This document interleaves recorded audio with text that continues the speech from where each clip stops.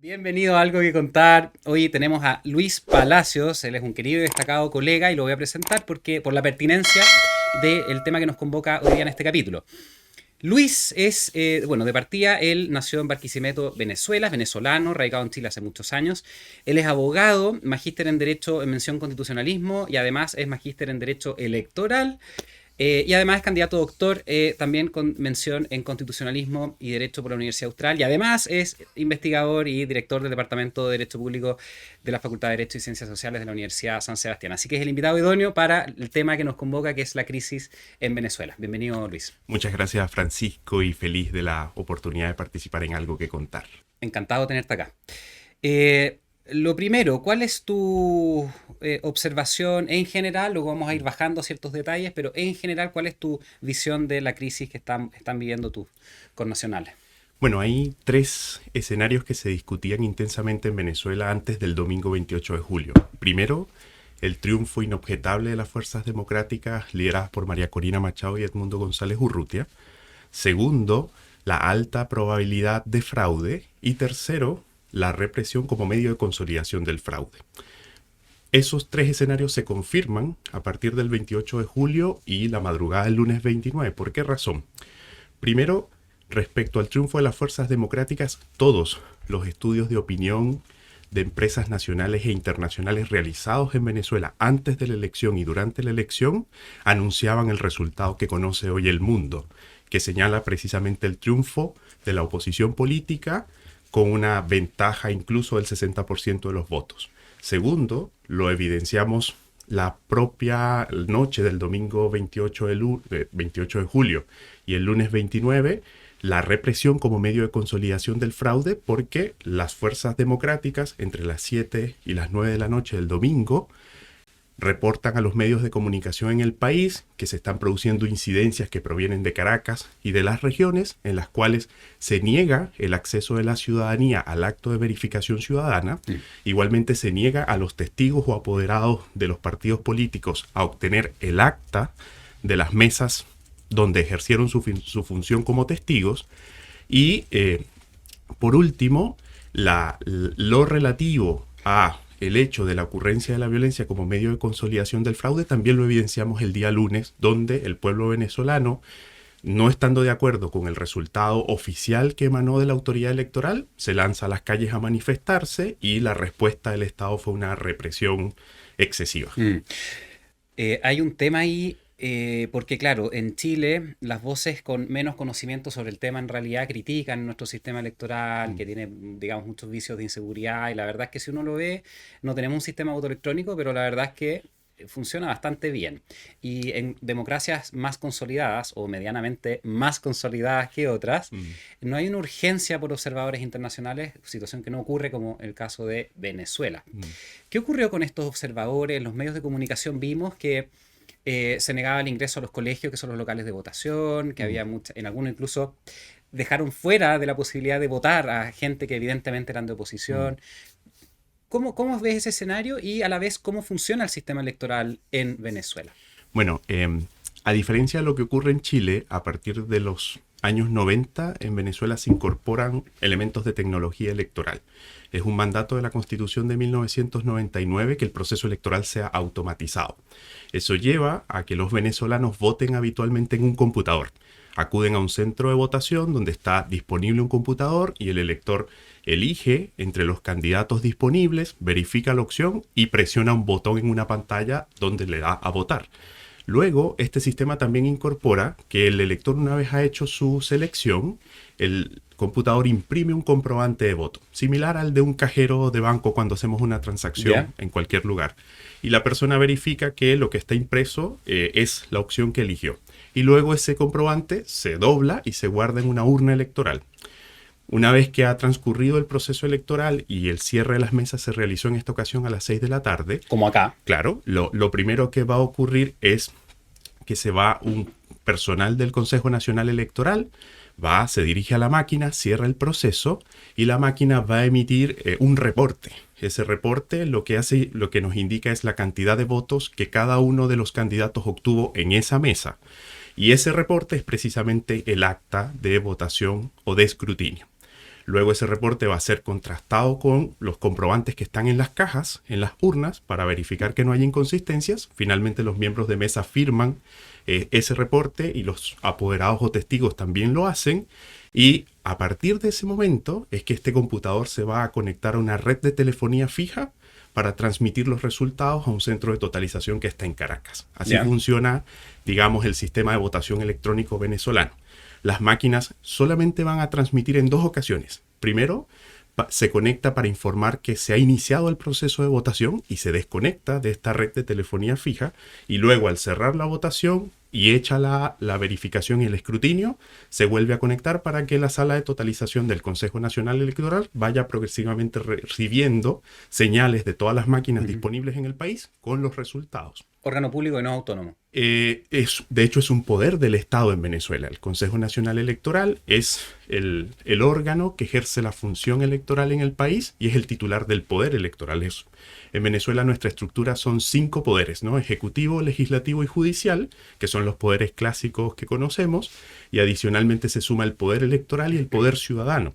Eso da cuenta del importante grado de autonomía e independencia que al menos en teoría debería tener la función electoral en el país. ¿Y qué ocurrió en la práctica entonces? Bueno, en la práctica, como te decía, cuando debió hacerse el cierre de las mesas de votación, que esto, digamos, ocurrió con cierta normalidad en el país, los operadores de máquina del Consejo Nacional Electoral, por una parte, se negaron a emitir el acta, ¿no? El reporte que imprime la máquina. Algunos, y luego en su mayoría lo hicieron, pero se negaban a entregar a los apoderados o a los testigos de mesa esas actas. Y también parece que transcurrido el tiempo y transmitido el 30% de las mesas de votación, se suspende el proceso de transmisión. Cuando ya se ve que claramente la oposición era la victoriosa. Lo que señalan los expertos en estadística, dicen que bueno, entre un 20 y un 30% es posible hacer alguna proyección del resultado general de la elección, y además se observaba en ese 20 o 30% que en los centros de votación habitualmente afines al chavismo, la derrota al chavismo era contundente. Y en los centros de votación habitualmente votantes de la oposición, evidentemente seguían votando por la oposición. Y esto de alguna otra forma señalaba lo que ya las encuestas venían diciendo de un triunfo importante para Edmundo González Urrutia. Entonces se suspende la transmisión, se da, digamos, una espera y se genera mucho hermetismo en el país durante esa noche. Me acuerdo, estuvimos todos esperando. Así es, claro. Ocurren hechos de violencia que los ciudadanos denuncian a través de las redes sociales, que van desde expulsar a los testigos o apoderados de la oposición de los centros de votación, acto que es ejecutado por las Fuerzas Armadas, que ejerce una función de resguardo del proceso electoral, hasta impedir que los ciudadanos en el acto de verificación, un poco para que lo comprendamos, la verificación se da luego de las 6 de la tarde y la ley establece que todos los electores pueden acudir a sus mesas y ver el conteo voto a voto. Y eso, las Fuerzas Armadas impidieron que los electores ingresaran a los centros para ver ese conteo voto a voto. Entonces, todo parecía indicar, como en efecto ocurrió, que estábamos frente a irregularidades muy graves. Llegada la hora en la que se produce el primer informe o boletín oficial del Consejo Nacional Electoral, se entrega un resultado que no coincide, al menos con las actas oficiales que la oposición política ha hecho pública, ¿no? Y que tuvo que haber sido un tremendo esfuerzo de coordinación, porque son miles de colegios donde uno va a votar.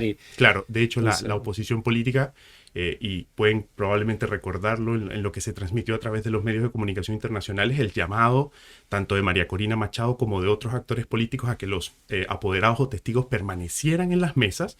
Muchos lo hicieron incluso en contra de su propia integridad física, pero lograron traerse el acta consigo, y es precisamente lo que la oposición ha logrado cargar en un portal web. Ese portal web, que es resultadosconvenezuela.com, tiene disponible más de 24.000 actas que han sido sistematizadas, digitalizadas y publicadas por las fuerzas opositoras. Y lo que hay que entender es que no son actas de la oposición, son actas oficiales, son actas que imprimieron las máquinas de votación del Consejo Nacional Electoral y que evidencian con claridad que Edmundo González Urrutia es el ganador inobjetable de la elección. De hecho, estas 24.000 actas son un poco más del 82% de las mesas en el país. Wow, qué contundente, digamos, el... Es muy contundente, Sí, sí. es muy contundente. Bueno, ahora estamos en un periodo todavía de mucha incertidumbre Mm, desde el punto de vista del escenario internacional. Hemos visto que algunos países, como era esperable, se han decantado por reconocer el triunfo de la oposición. mm, Otros, como era aún más esperable, se han decantado por claro. eh, reconocer este fraude. Eh, ¿Cuál es tu intuición? ¿Qué va a pasar? ¿Cuáles son Mm. las alternativas de escenarios posibles? Es muy difícil saber lo que va a ocurrir porque la dictadura venezolana se ha caracterizado por jugar a la incertidumbre permanentemente. Pero hay probablemente tres caminos que se han ido perfilando en el desarrollo de los acontecimientos, ¿no? Primero, es probable que la oposición política insista en la institucionalidad, en una vía institucional para resolver el conflicto, pese a que Venezuela es inexistente o muy precaria la institucionalidad disponible. Pero la misma decisión de ir a una elección en un contexto autoritario es lo que ha permitido hoy dejar en evidencia a Nicolás Maduro. De hecho, aliados muy cercanos a Nicolás Maduro como Gustavo Petro o Andrés Manuel López Obrador de México hoy tienen una posición no de reconocimiento de la elección, sino que se han sumado al llamado de la comunidad internacional a que los resultados se verifiquen. Y eso ha sido solo posible por la decisión de la oposición de organizarse, de unificarse y de participar en una elección que no les daba suficientes garantías, ¿no?, para poder producir un resultado de cambio. Por lo tanto, yo estimo que van a continuar en una vía institucional presionando aún en esas instituciones que hoy están controladas totalmente por el chavismo. La segunda vía es la de la movilización ciudadana y eso resulta clave porque la comunidad internacional puede jugar un papel relevante para presionar, para insistir, para establecer sanciones, para establecer llamados, pero el rol protagónico para resolver esta situación es del propio pueblo venezolano. No le va a corresponder a extranjeros resolver la situación política interna de Venezuela. Y ese último elemento está atado al rol de la comunidad internacional, que parece ser la única capaz de construir puentes de negociación entre la oposición política y la dictadura. Y esa negociación al menos debería partir por una verificación independiente de los resultados y de ser necesaria una repetición de la elección, pero no bajo la dirección u organización del poder electoral venezolano, que es el Servicio Electoral de Venezuela, sino probablemente con asistencia técnica internacional de Naciones Unidas. Mm.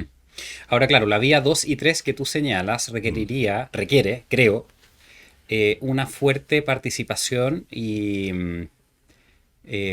exposición por parte de mm, María Corina Machado, ahora que se están volviendo a reunir, ¿no es cierto?, los venezolanos, claro. y lo que tú me comentabas antes, Mm, que es que sin esa figura mm, de rol, de líder, mm, en el fondo la población se siente disminuida y mm, hasta acá nomás llegamos, claro. pero entonces...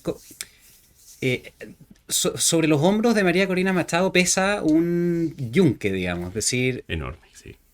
de ella depende básicamente que podamos tener una vía, la vía segunda que tú mencionas Mm, y eventualmente la tercera vía. Entonces, ¿crees que ella, digamos, asuma ese rol y se exponga a eso? mm. Porque corre en riesgo su vida, básicamente. Claro, de hecho, a través de una columna de opinión que se publicó en distintos medios de comunicación en el mundo, María Corina Machado advierte esto a la comunidad internacional, que hay graves y serias amenazas contra su vida y su libertad, y por esa razón se ha declarado en la clandestinidad. Aún así ha reiterado que se encuentra en Venezuela y que se encuentra dispuesta a liderar este proceso. Lo que ocurre es que de alguna u otra manera lo que se pensaba que podía ocurrir luego de un resultado tan contundente era primero un reacomodo institucional, y eso no ocurrió, ¿no? Pensar que las autoridades del poder electoral en Venezuela, pese a su especial lealtad con Nicolás Maduro, al ver estos resultados, optarían por una decisión hacia la transición democrática en Venezuela. Eso en algún momento se pensó. O también el especial rol de la Fuerza Armada Nacional. Sin Mm. embargo, esa institucionalidad hoy está bajo un control férreo y absoluto de la dictadura y es incapaz, ¿no?, de proveer los medios necesarios para legitimar el cambio y orientar al país hacia la transición. Eso es una primera mirada que podemos tener en consideración. Y lo otro es que María Corina Machado efectivamente ha planteado paso a paso una agenda para llevar al país hacia donde está ahora, ¿no? De hecho, lo que te decía, la decisión de la oposición política de participar en una elección sin garantías es probablemente una de las estrategias más inteligentes que se han realizado en los últimos 25 años en el Mm. país, porque permitió dejar en evidencia Mm. dejar desnudo a Maduro Mm. frente a la opinión pública internacional, y no solamente a Maduro, sino dar cuenta al mundo de la precariedad institucional del país. Y eso a pesar de que el fraude los fraudes comenzaron mucho antes del día de las elecciones. Así es, porque eso de hecho es una característica de las elecciones en la era chavista, al menos desde el año 2004, ¿no? Nunca se había producido un fraude tan descarado, tan evidente, pero ciertamente que el chavismo siempre ha jugado con distintos factores para que el resultado de una elección le favorezca, ¿no? Incluso cuando disponía de mayorías populares, llevaba a cabo un conjunto de acciones en los cuales se evidenciaba el ventajismo oficial sobre la oposición política en cualquier proceso electoral, sea nacional, regional o local. Y además también estas formas de fraude, de alguna otra forma, se evidencian un poco en el uso de una legalidad Acomodada. acomodada, sí, sin duda amañada, Sí. que lleva a que incluso líderes de la oposición que han sido elegidos como gobernadores, alcaldes, terminen siendo destituidos. Y no olvidemos que en el año 2015, por ejemplo, la oposición política gana una mayoría impresionante en el Parlamento venezolano, y eso significó que en Venezuela no hubo parlamento por 5 años, porque a través del uso del Tribunal Supremo de Justicia o de la Contraloría General de la República se le impidió a ese parlamento desarrollar su agenda legislativa. Entonces, Claro, sí. es una práctica común del chavismo Sí. llevar a cabo elecciones, pero sin estar dispuesto a perderlas necesariamente. Bueno, y es una característica común a todas las dictaduras, que básicamente se totaliza el poder y por Así más es. que uno diga, bueno, en Venezuela hay 5 poderes públicos, la verdad es que todos se llegan Todos están sometidos todos se a someten un al mismo dictador. control, claro. Exactamente. Oye, respecto a las Fuerzas Armadas, Mm, porque claro, la única manera que pueda sostener esa dictadura, ese régimen, es con el apoyo de las Fuerzas Armadas. así es. Se ha reportado que, no sé, bajos mandos, bajos medios mandos estén, digamos, rebelándose. Por ahora no. Ya. La Fuerza Armada demuestra una unidad monolítica en torno a Nicolás Maduro. Esto puede responder precisamente a la propia erosión. La Fuerza Armada venezolana, por mandato de la Constitución, debe ser profesional, no deliberante, etcétera. Sí. Son principios comunes de las Fuerzas Armadas en democracia. Ajá. Sin embargo, el ejército venezolano en los últimos años se ha desprofesionalizado de manera progresiva, tiene importantes compromisos partidistas con el partido de gobierno.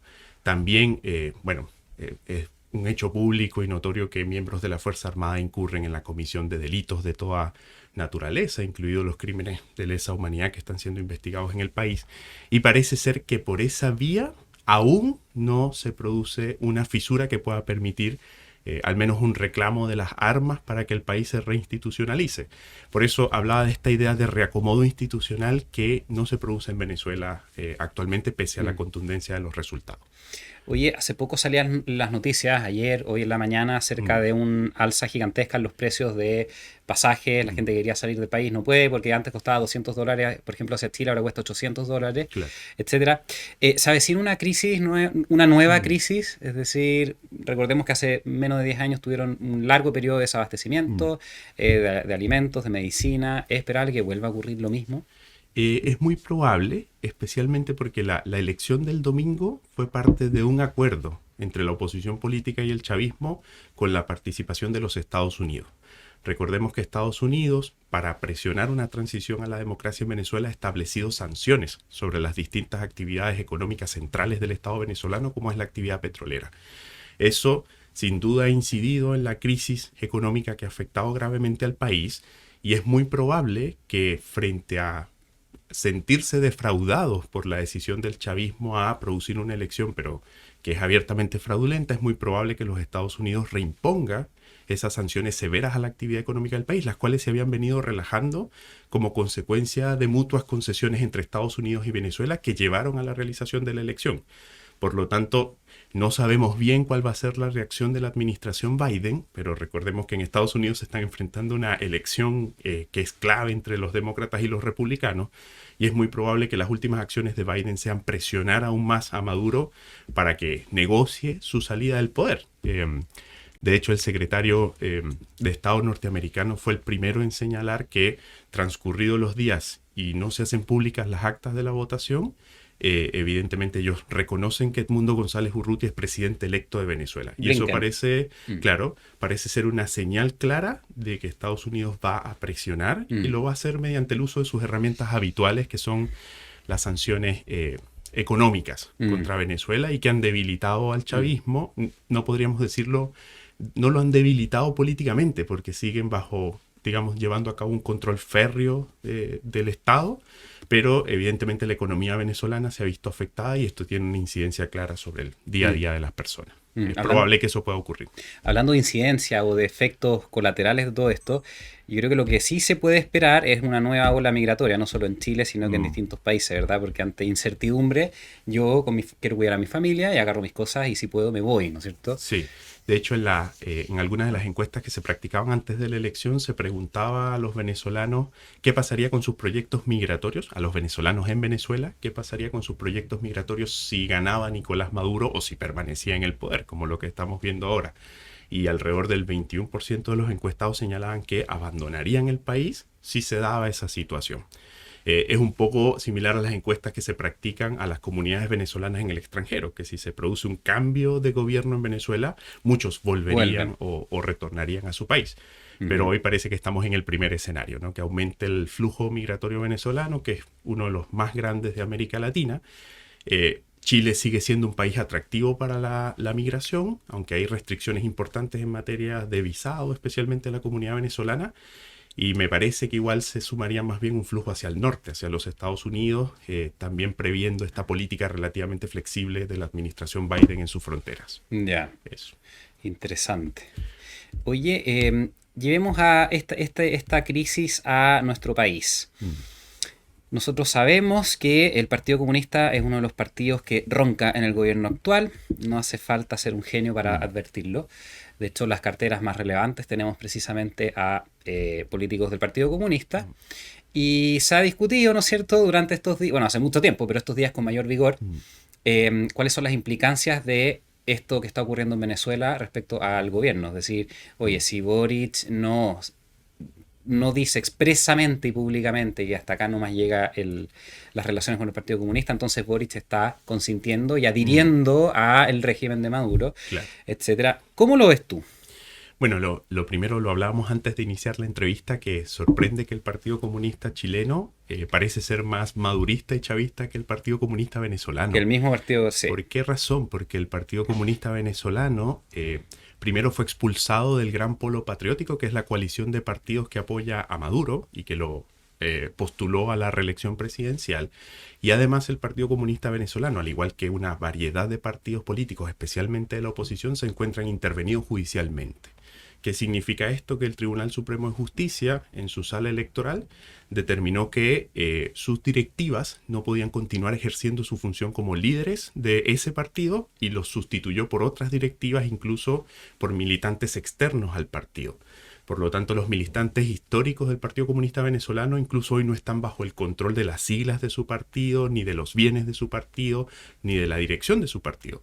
Y esto ocurrió porque se les ocurrió en algunos momentos declarar públicamente algunas diferencias con Nicolás Maduro.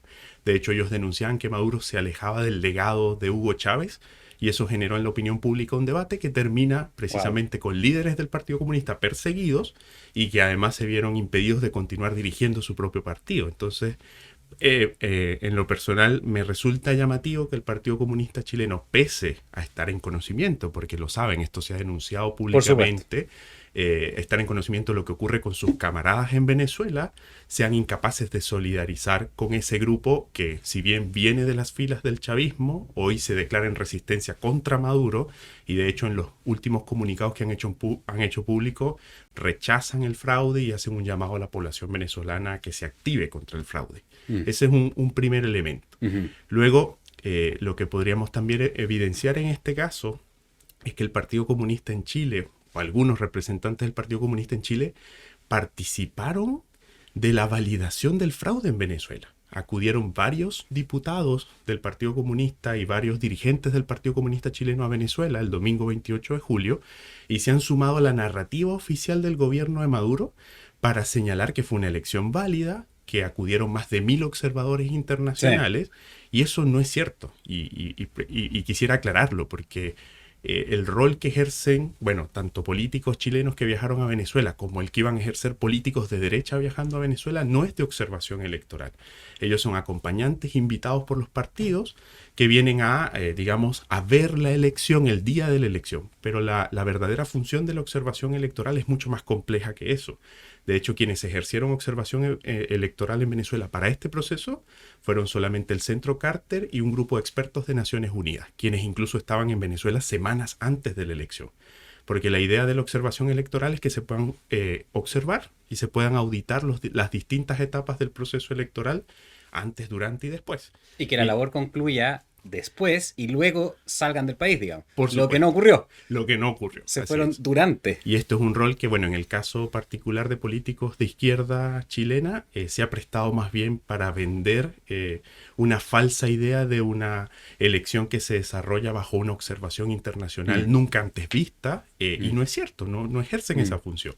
Es legítimo que los partidos en Venezuela puedan invitar a quienes les son afines ideológicamente, el chavismo lo hace, María Corina Machado también lo intentó hacer a través de invitaciones como la de Felipe Cas o el Rojo Edward, que no pudieron ingresar al país. Es que incluso, claro, incluso se justifica por los señores diputados del PC que no andaban con las visas vigentes. Y bueno, claro. Y después sale la noticia de Iván Núñez, claro, ¿verdad? Que dice, oye, yo entré totalmente legal, pasé los controles y me mandaron para la casa. Claro, a desempeñar su función como periodista y lo expulsan del país. Sí, entonces, exacto. Es importante también informar a la opinión pública que estos invitados internacionales de Maduro no son observadores electorales. Y quienes sí ejercieron la función de observación electoral, bueno, ya han dado, digamos, luces de cuál va a ser el contenido de sus informes y señalan que es una elección que no puede ser verificada, dudan del resultado y además señalan que el poder electoral en Venezuela actuó favoreciendo a los partidos oficiales en esta elección.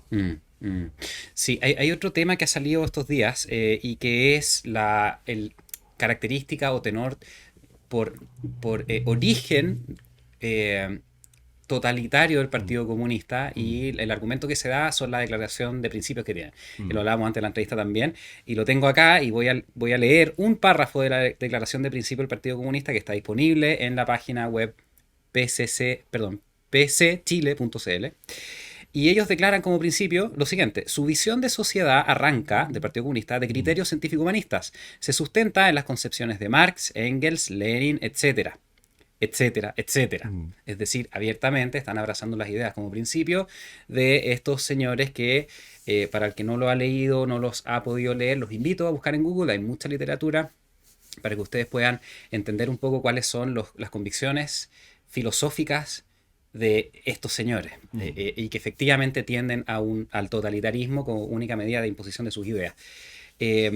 Al respecto, y volviendo a la pregunta original, el presidente Boric, porque sigue silente, ¿qué nos está transmitiendo con su silencio? Bueno, primero se produjo, apenas se conoció el primer resultado del boletín de la autoridad electoral venezolana, el pronunciamiento de varios países. Y todos estos países coincidieron en no reconocer los resultados y procurar una verificación internacional de los resultados a disposición del Servicio Electoral venezolano. Luego el presidente Boric se suma a esas voces, y en ese sentido hay que ser justo porque ha producido un llamado también a que se reconozca la voluntad del pueblo venezolano. Pero déjame interrumpirte en ese punto, perdón, ¿sí? porque claro, de una lectura, tal vez de una primera lectura, o una lectura quizás más, una primera lectura, uno pudiera leerlo de esa manera. Yo en lo personal no lo leo de esa manera, porque él en el fondo está diciendo, mientras no se puedan verificar los resultados, entonces yo no voy a reconocer ese resultado. El punto es que no es posible verificar los resultados, no va a haber una verificación de resultados. Entonces eso, en el fondo, si uno lleva esa lógica, en ningún caso él va a poder reconocer o desconocer el resultado ocurrido en Venezuela, porque no va a ser posible verificarlo, por la vía institucional me refiero. Claro. Entonces creo que su rol es ser mucho más tajante y claro. Efectivamente, y me parece que puede ser un rol que surja en las próximas horas. ¿Por qué razón? Porque en un principio el Poder Electoral tenía 48 horas para publicar el desagregado por mesa, que es la información de la totalización y el escrutinio. Sin embargo, no lo hizo, y allí vemos cómo ha ido mutando también la posición de la comunidad internacional. Incluso los Estados Sí. Unidos también señalaban en un principio, publiquen las actas, pero Que, ya transitamos de es la el... publicación de actas Sí. a reconocemos el triunfo de la oposición política y Ajá. reconocemos a Edmundo González como presidente electo. Que en Y el fondo es la pega del colegio escrutador acá, más o menos. efectivamente, sí. Claro. Declara la validez de De la de la elección. elección a partir de la Exacto. información que recibe, Sí. y luego, bueno, la remite al calificador de elecciones Ujú. para que haga lo propio. Sí. Pero efectivamente, cuando se produce el pronunciamiento de la autoridad electoral, aún no están disponibles en ninguna parte los resultados oficiales de la elección.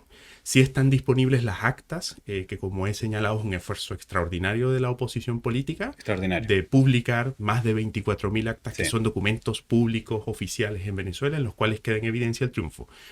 La comunidad internacional ha cambiado el tono y ya vemos algunos reconocimientos a Edmundo González como presidente electo. No sé si esa sería la posición de la moneda de Gabriel Boric en este momento, porque parece estar más bien en la línea de países como Colombia, como Brasil y como México, que quieren contribuir a la generación de un diálogo nacional en Venezuela para resolver esta situación.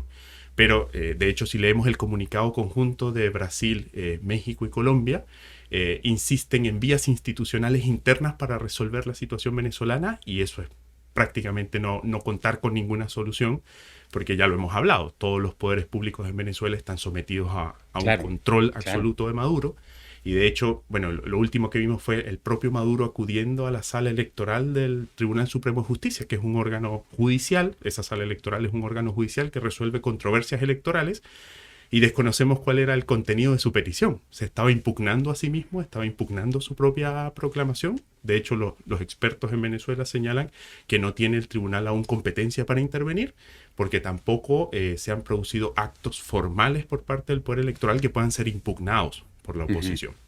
En el caso de Boric, probablemente transite a un cambio de discurso respecto a lo que ocurre en Venezuela, pero el debate relativo al reconocimiento de Edmundo González también debería pasar por medidas o acciones de la comunidad internacional que permitan que eso se concrete, porque de lo contrario podríamos volver a un escenario similar al de Juan Guaidó hace unos años, que se declara conforme al mandato de la Constitución como presidente interino de Venezuela, porque el Parlamento había declarado el vacío de poder, pero esto tuvo un efecto especialmente a nivel de la comunidad internacional, pero no produjo ningún efecto interno. Y eso podría llevarnos a una política probablemente errada, que radicalice la posición del gobierno en Venezuela.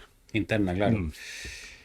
Entonces, ¿qué haría falta, querido Luis? ¿Qué hace falta? Es una pregunta Fuerzas Armadas. muy compleja. El rol de la Fuerza Armada sigue siendo incierto. De hecho, atendiendo tu invitación, leía un poco porque me llamaba la atención la discusión que hay en algunas redes sociales respecto al número de generales en Venezuela. ¿Ya? Venezuela, de acuerdo a lo que ha señalado el Comando Sur de los Estados Unidos, sus reportes, hay 2.000 generales. Comparativamente, los hombres en armas en los Estados Unidos son más de 1,5 millones y hay 900 generales. Y en Venezuela, que son 150.000 hombres en armas, hay 2.000 generales. Y eso es una acción en la cual se dispersa la posibilidad de unidad de mando de la Fuerza Armada y la posibilidad de conversar con aquellos que tengan mando sobre la tropa, no para generar hechos de fuerza o de violencia, sino para que la Fuerza Armada pueda presionar a que efectivamente a cumplir su rol. No hay un mandato claro en la Constitución política del país que la Fuerza Armada ejerce un rol determinante en la defensa de la constitucionalidad, y eso de alguna u otra manera hace muy complejo poder negociar con las distintas facciones, ¿no? Porque estos 2.000 generales representan distintas facciones de la Fuerza Armada y hasta ahora han demostrado una lealtad absoluta a Nicolás Maduro. Se puede producir Deben tener muy buenos bonos. Sí, o sea, de hecho participan de los beneficios, como ya lo decía, de la corrupción, del Claro. narcotráfico, de la comisión de distintos delitos, y lo hacen impunemente, ¿no? No hay sobre ellos, digamos, persecución o castigo, Claro. al menos en este momento. Hay quienes sostienen que lo que podría motivarlos es insistir en el discurso de una amnistía general, ¿no? Establecer un perdón general Porque claro, ese es el tema. para todos los que han participado en la comisión Sí, de hechos si nos de damos vuelta la cualquier chaqueta, me voy a naturaleza. la cárcel de por vida. ¿Por qué lo voy a hacer? Entonces me quedo tranquilito con los Sí, beneficios. así es. Entonces generar un conjunto de incentivos que los lleven a modificar su posición. Pero este dato, que de hecho a los que no conocen tanto el mundo militar probablemente no les significa mucho, pero 2.000 generales representa la fragmentación de una fuerza armada, representa que hay distintas facciones, que al mismo tiempo ha perdido su carácter profesional la Fuerza Armada, también está comprometida políticamente, incursa en la comisión de delitos, y eso hace imposible establecer un diálogo eficiente con algunos grupos que puedan tener verdadero poder, ¿no? Y que puedan tener tropas. No se puede anclar la solución política de Venezuela solo en la Fuerza Armada precisamente por esa situación. ¿Y qué otra La, entonces, la claro? movilización ciudadana es clave, sin embargo se enfrenta a la represión y hay mucho temor en Venezuela. Hablando de las encuestas, bueno, antes de la elección también se le preguntaba a las personas qué haría si Nicolás Maduro se roba la elección, porque había esta alta probabilidad de fraude. Y el 51% de los encuestados señalaba mejor no hacer nada, porque Porque corro en riesgo mi vida, la de mi hijo. hay mucho miedo a la represión. Claro. Recordemos, bueno, lo hemos visto en los últimos años, que es una estructura de represión con características criminales, que va desde impedir el acceso a ayudas sociales, por ejemplo, del Estado, si las personas se manifiestan en contra de cualquier autoridad, hasta la afectación de la vida, la libertad o la integridad física y psíquica de las personas. Y esta represión es ejecutada por los cuerpos de seguridad del Estado, por la Fuerza Armada también, pero también por grupos parapoliciales o paramilitares que ejercen un control férreo, especialmente en zonas populares del país. Entonces hay temor. Por eso sigue quedando presente el rol de la comunidad internacional. Se entiende que ese puede ser el papel que quieren jugar Lula, Petro y Andrés Manuel López Obrador, de construir algunos puentes de diálogo. La cuestión radica en qué se va a discutir. Si es efectivamente reconocer a Maduro para pacificar el país, si es efectivamente que Maduro reconozca los resultados de la elección y para eso qué garantías va a ofrecer la oposición política y la comunidad internacional a quienes por más de 25 años han gobernado el país y han cometido graves crímenes. Recuerden que incluso sobre Venezuela se está desarrollando una investigación de la Corte Penal Internacional. Podría ser la investigación de la Corte Penal el medio, lo que se ponga sobre la mesa y se entregue al chavismo para que se abra la transición política. Y Estados Unidos hay una orden con bono de 15 millones de dólares, Por creo. supuesto, o dejar sin efecto ese requerimiento. Ya se han visto en algunas negociaciones bien particulares la disposición de Estados Unidos a ceder en algunas cosas, ¿no? Recordemos que sobrinos de la primera dama presidencial de Venezuela, la esposa de Nicolás Maduro, fueron detenidos y trasladados a los Estados Unidos porque estaban involucrados en una red de tráfico de drogas muy potente y fueron procesados en Estados Unidos. Y producto de las negociaciones personales entre Nicolás Maduro y enviados de la Casa Blanca venezolana, Biden firma un perdón presidencial para los sobrinos de Cilia Flores. O sea, por ahí va Hay probablemente en este momento en Venezuela desarrollándose distintas negociaciones que no conocemos, pero la que no podríamos permitir es aquella que nos lleve a la consolidación de este fraude y a que permanezca Nicolás Maduro hasta el 2031, que sería el periodo aguante presidencial venezolanos, actual. aguante. Así es. Aguante. Luis, ya estamos casi en el tiempo. Precisamente te dejo esa cámara que es la tuya para que puedas enviar un mensaje con total libertad. Bueno, estamos en una situación muy compleja, pero esto ha sido una característica de la historia venezolana de los últimos 25 años. Lo que sorprende es la capacidad del pueblo venezolano de levantarse cada cierto tiempo para expresar su voluntad. Somos una sociedad pacífica, somos una sociedad democrática, somos una sociedad que pese a haber transcurrido 25 años sigue creyendo en valores esenciales de la democracia.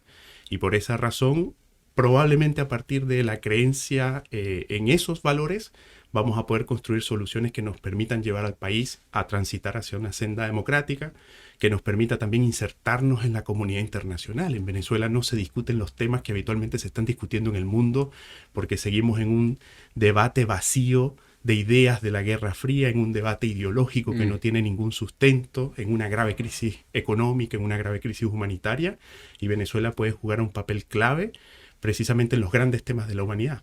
Ayer se me preguntaba sobre este mismo tema y yo señalaba que para la región es clave lo que ocurre en el país, no solo por el flujo migratorio o porque Venezuela sea la base del crimen organizado transnacional que afecta hoy a América.